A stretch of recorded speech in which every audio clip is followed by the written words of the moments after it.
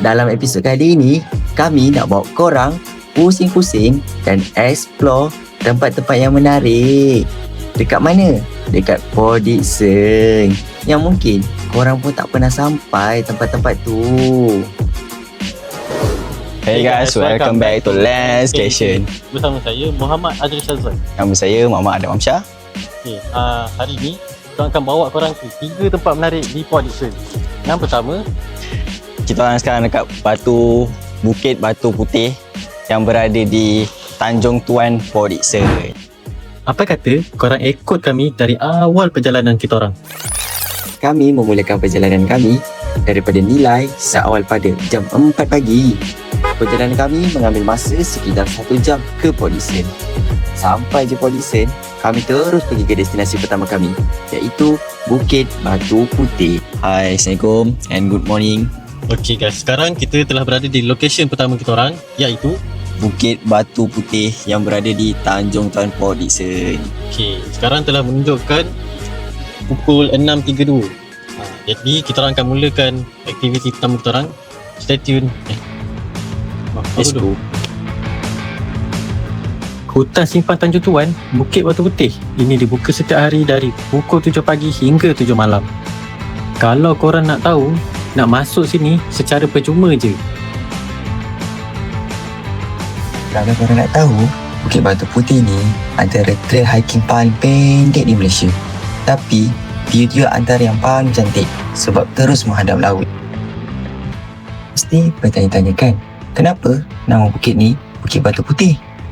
Tengoklah batu-batu dekat puncak ni. Memang putih, bersih dan kontras sangat dengan warna laut. Okay, sekarang kita orang dah habis aktiviti kita orang, iaitu kita orang pergi hiking. So, kita orang pun dah penat, dah barai, dah masam. So, apa lagi kita nak pergi mana? Lepas ni kita pergi next destination. So, tunggu apa lagi? Mari kita saksikan. Okey guys, kita dah sampai di destinasi kedua kita orang, iaitu Sekarang kita dah sampai ke pusat ikan biasa Port Dickson. So, tunggu apa lagi? Jom kita explore apa yang ada kat sini. Let's go! dekat sini korang boleh jumpa pelbagai jenis ikan hiasan yang ada di Malaysia. Dan yang paling best, tak perlu bayar pun untuk masuk. Boleh walk in je.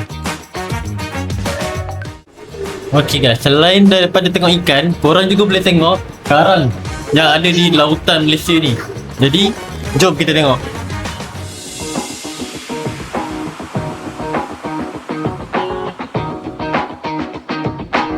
So, sekarang kita dah selesai tengok berpelbagai ikan.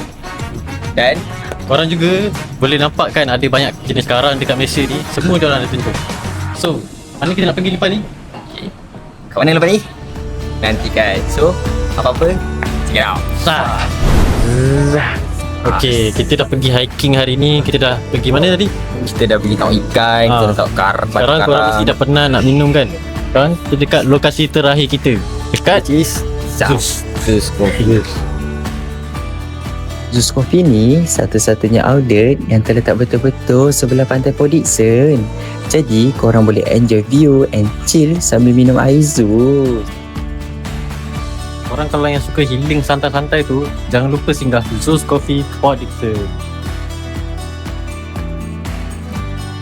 Setelah seharian kita spend masa dekat PD ni, korang dah tahu kan tempat apa yang menarik dekat sini. So, macam-macam kan tempat menarik sebenarnya. So, hari ni yang kita orang pergi hiking, kita orang pergi tengok ikan. Semua tu free sebenarnya. Kita orang tak keluarkan satu sen pun duit kita. Dan yang terakhir, Zeus Coffee. So, Zeus Coffee ni je lah kita orang spend sedikit untuk kita orang minum-minum santai-santai petang tepi pantai kan.